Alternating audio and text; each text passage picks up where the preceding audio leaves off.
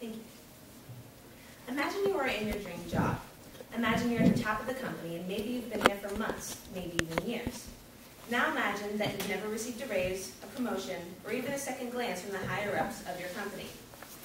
Well, you don't have to imagine anymore, because as it turns out, if you receive the Dean's Award, which is a merit scholarship through the College of Worcester, you are not receiving the money that you deserve for your work.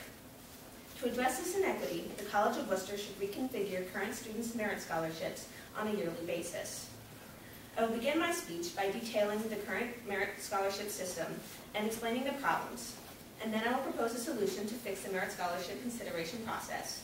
And then I will explain an ideal of a more affordable education and conclude with why we need to act immediately.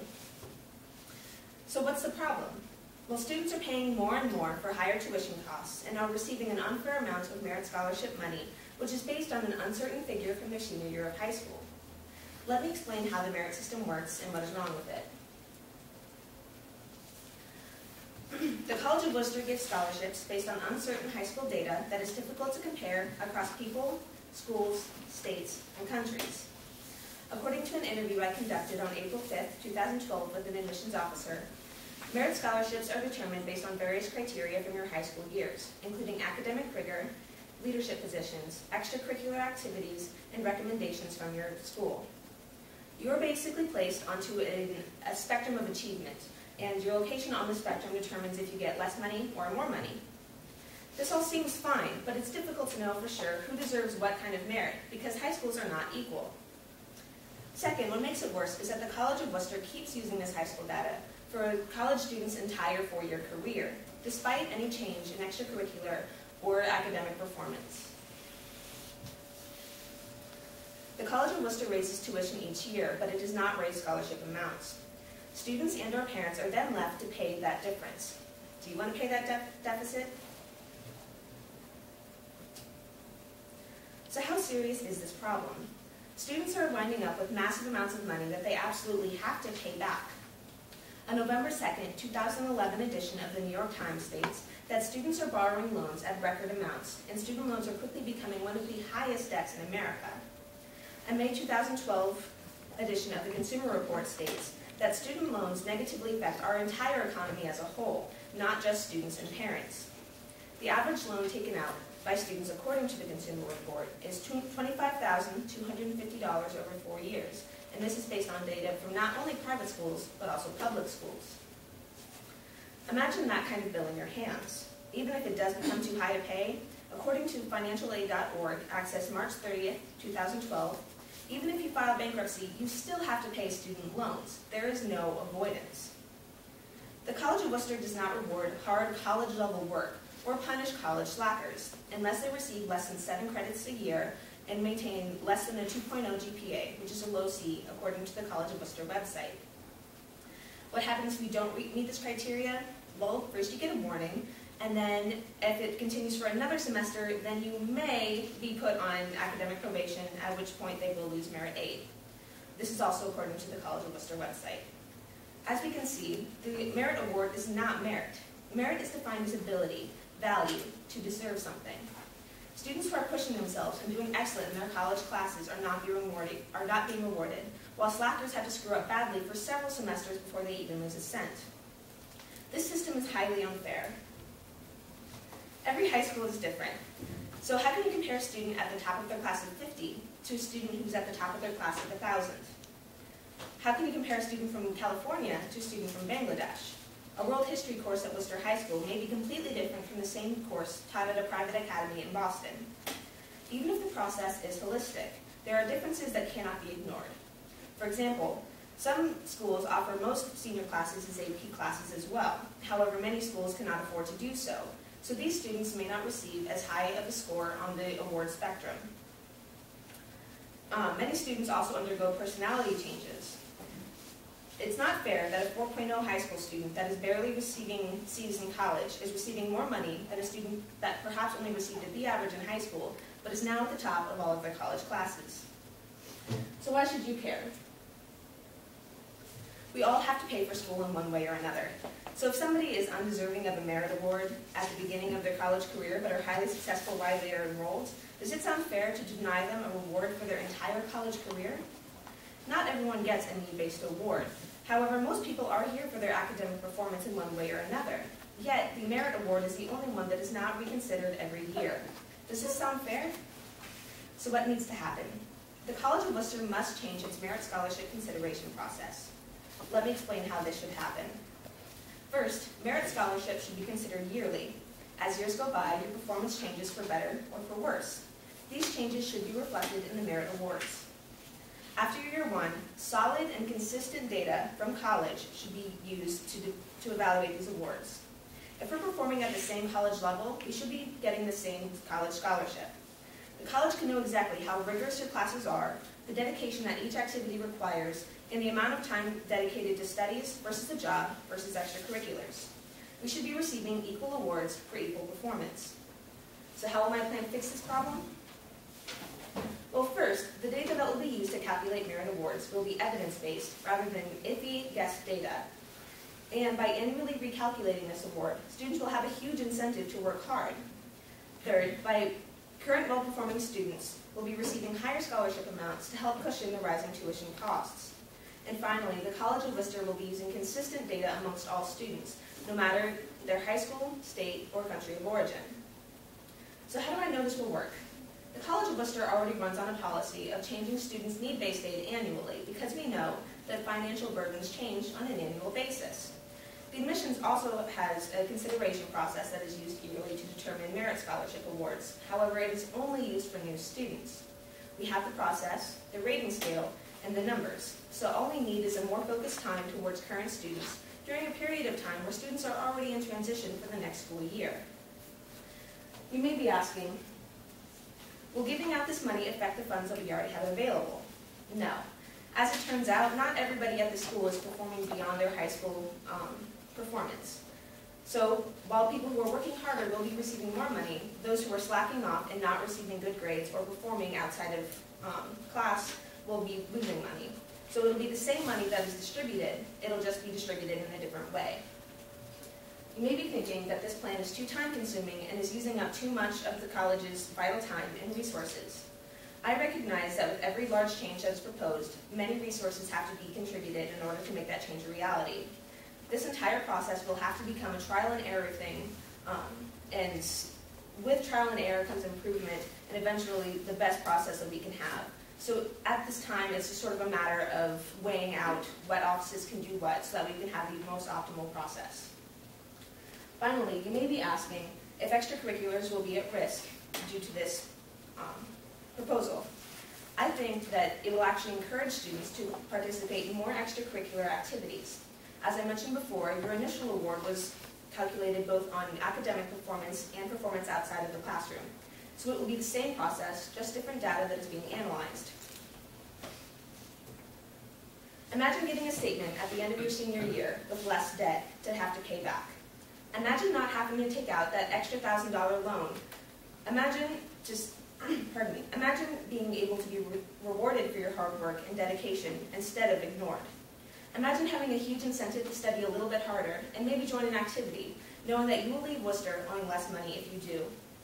We all got the email at the beginning of this year stating that tuition was going to be rising, and we all felt our wallets weak. Tuition is never going to go down. According to the College of Worcester website, accessed on April 18, 2012, tuition and room and board next year will be a whopping $49,500, which is a $1,900 increase from this year. Imagine seeing an email next year with the inevitable $50K price tag and feeling no worry, because you know you succeeded this year in all of your classes and maybe even picked up a new activity. We live in a capitalist society where hard work is supposed to be rewarded, so it's time we start to show it. It is time to make a stand against unfair distribution of merit funds. It is time we thrust our wallets to the sky, give the big finger to big loans, and take control of the money that we will earn someday.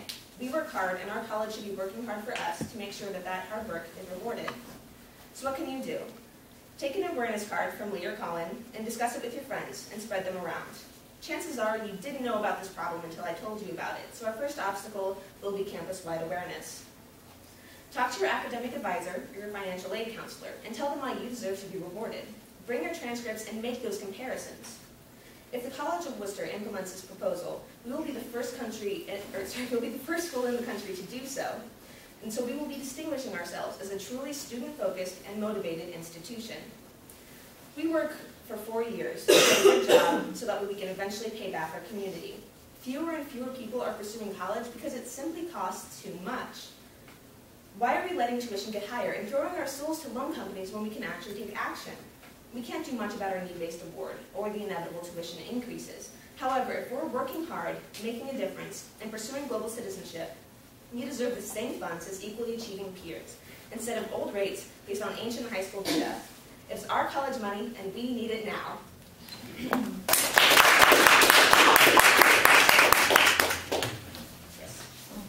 It's like a two-part question. Okay. So are you saying that students who come here and like work really hard but only get a B average is less deserving than students who work equally as hard to get higher grades? I'm saying that, wait, okay, so you're saying somebody who comes here and is getting a B average B average isn't as deserving as the merit scholarships as someone who's getting all A's? Not necessarily. Like I mentioned, the entire process is holistic. So it's not just academic work. It's also, you know, your participation in extracurriculars. If you're studying, if you are, you know, doing leadership positions, you know, as you know, in high school we have more than just our report card. You know, we also have, you know, our impression on the community and our grades. So it's not necessarily a matter of a strict number system. It's, you know, your entire contribution as a whole. And then, like when you said, like, you know, it'll be based on the difficulty of classes. So will someone like me who's a communications major not get the type of scholarship money that someone who's like a molecular biology major, because technically it's more difficult academically? Well, I think, you know, it's really dependent. You know, I think there's rigor that is very dependent on the specific class. So, you know, there's rigor based on, you know, your communications or, you know, sciences or math. And while, you know, on the surface someone could say, you know, oh, well, science is more, you know, complex than communications. You know, I think that if you're judging a student based on, you know, as a communications major in relation to other communications major, you know, the rigor of the classes and the effort that they're being, you know, that they're putting forward, that's what will be analyzed rather than on a broad spectrum, you know, the person who's taking all PE classes versus the molecular biology student. Yes? Do you think this would be a problem, like, if we all petition and, like, to get President Cornwall, like, would that be a good idea to do as well? Do you think that would be more effective? Yeah, actually, I was going to bring in a petition today, but then I decided if I wanted to make this a more broad thing, it would be difficult to pass the petition around the entire thing, so I wanted to actually bring in information on Friday. I was going to hopefully put together an online petition so people could go to that instead, and it'll all be in one place. So it's coming, I promise. Any other questions? So I'm not too sure how the system works. Is there other types of scholarships as well, like means tested? Yes, we have, one of the issues that I found is we have a college scholar, which is a much higher award than the Dean's Award. And that is offered to, I believe, somebody who's in the top 15% of their class, and which is why I was thinking, you know, if you have only 50 students compared to 1,000 students, you know, you can get somebody who's at the same level in that 1,000 students that's not in the 15%, that could be in the 15% in the 50 student pool. So there are other scholarships, and that's also why I feel it should be based on current data, because a lot of those are unfair. There's also endowed scholarships that are, you know, specific to like a golf player who's a sophomore, math major, whatever. But those are very specific and actually end up replacing grant money. Is there any scholarships though, like means tested for your family? Like if students can't afford, if students don't come from a very well-off background? That's just where the need-based awards come out of, yeah. And that is a completely different process. And I mean, you can also apply for external scholarships that are, you know, something from like FastWeb or, you know, your community foundation. But need-based awards are something that's based entirely on your financial situation. And you don't need like a GPA? No. Oh, okay. Isn't it true that if you're here for sports, you don't get a sports scholarship, they use it as academic? You know, I'm not 100% sure on that. At least from my own personal experience, I've noticed that, you know, there are students that come here for sports specifically, and I know that they still, like, it's really a case-by-case basis, but I know that, you know, everybody has different amounts, so I can't say for sure. So when you say that you would include extracurriculars for students that do come here for sports, but they're not getting money for it, would funding then, because they play sports, be something that could look into? Well, since if they're here for a sport? Yeah, well, I would say that, everybody has to complete the IS, so there is still, at least some academic base to it, and, sports participation is included in the initial merit award consideration process. So that would be something that is factored in as well. Like I said, it would take some tweaking, and it would be a sort of trial and error sort of process, but hopefully we would be able to sort of balance things out so that way there is an entirely equal pool. Lee? Sorry. The college scholar replaces the dean's scholarship if a student receives that. Would that also be reevaluated every year? Yeah, I know a lot of schools have like an honors program where they would be receiving like that dean or that college scholar essentially award, and they have to maintain a certain academic rigor to keep being in the honors program and keep that scholarship, which is why I feel that based on the criteria to get the college scholar, it should be just grouped together, and maybe if, again, kind of trial and error, if there could be some sort of division, like, well, this is the top, 15% of the class of 2015 here, or the class of 2011 or 2014 or something like that, then you can kind of have a similar program. I think it's just very dependent on, if it would work out, how things would be distributed. At Wittenberg, my daughter ended up getting a really big scholarship her first year, and every year after that they took away more money. Does Worcester do that? Currently, if you, for example, I received a $15,000 merit award, and that stays $15,000 for all 4 years. But I know that there are issues with just distribution of funds and in what amounts based on your location on the spectrum. That is unfortunately information that I'm not allowed to share for risk of my job. But I know that we don't decrease individual students' merit aid over the 4 years. They have the same award every year.